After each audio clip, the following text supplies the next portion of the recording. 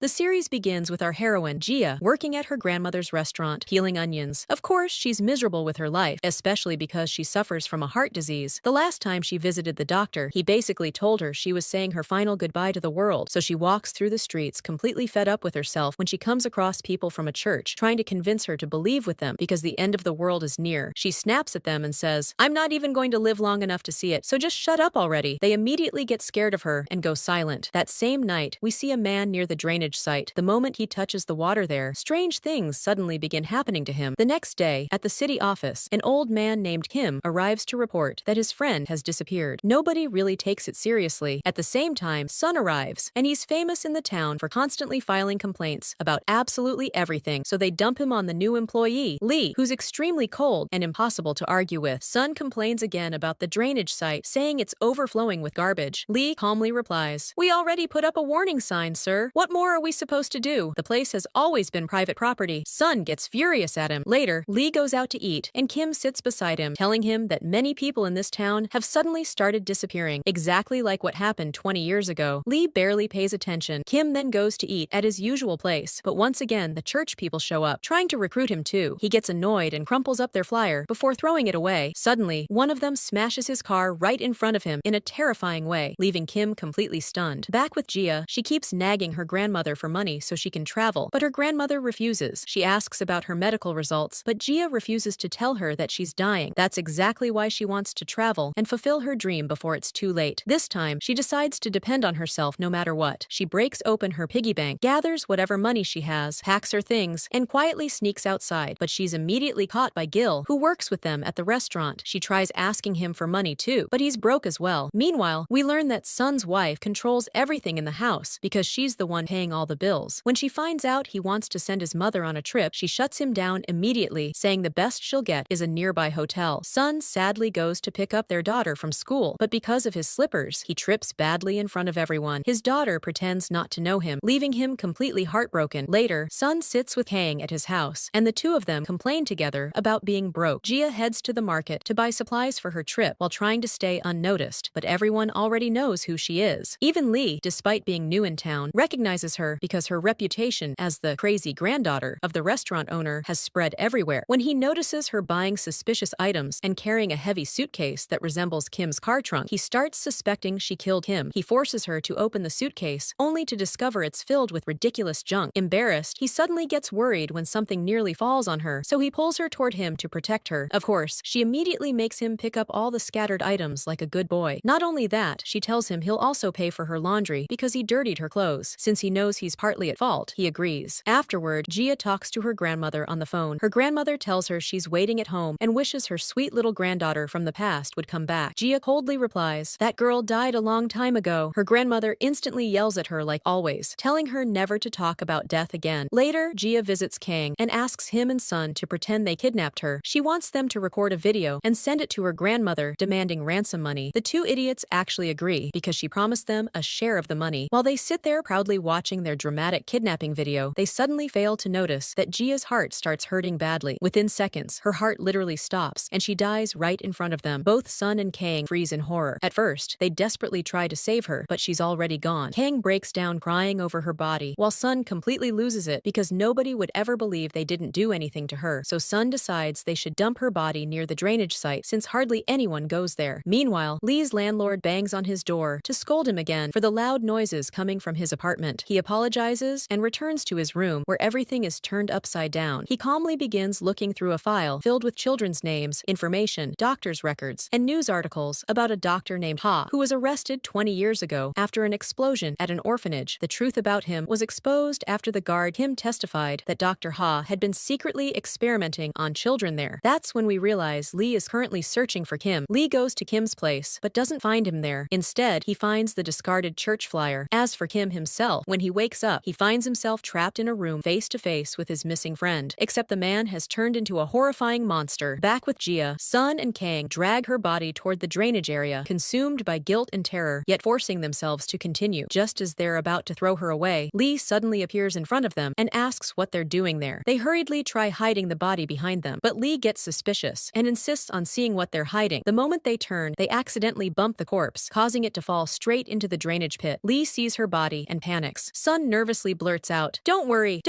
she's probably still alive. Obviously, Lee doesn't believe them. He rushes toward the body while they frantically explain that they only kidnapped her. Lee screams, what the hell is wrong with you people? Kidnapping and murder too? He immediately calls the police while Sun and Kang swear over and over that they truly didn't kill her. But when they look back at the body, it's suddenly gone. At that moment, the police arrive. Lee tells them he saw Sun and Kang hiding the corpse of Jia, the restaurant owner's granddaughter. The officer calmly points behind Lee and says, you mean the girl standing right there? Lee turns and sees Jia standing completely fine. He stares in disbelief, then looks again to make sure he isn't hallucinating. Sun is equally horrified and asks Kang if the person behind them is really Jia. Kang faints from shock on the spot. Even Jia herself is stunned because she clearly remembers dying. How could she possibly be alive again? But that isn't the only strange thing. Earlier, when Lee forcefully opened her suitcase and objects flew around, he unconsciously controlled them with his hands from a distance. Meanwhile, Jia's grandmother contacts a retired detective she knows and asks him to track her phone. At first, he tells her something bizarre. According to the signal, Jia is on Jeju Island. She refuses to believe it because there's no way she could have traveled that far. Then suddenly, the location changes back to nearby. When her grandmother enters Jia's room, she realizes the girl truly planned to leave. Back at the station, Sun and Kang are interrogated. They deny everything exactly as Jia instructed them to and claim they were simply walking around the area. During the questioning, the officer who went to the drainage site suddenly starts sweating excessively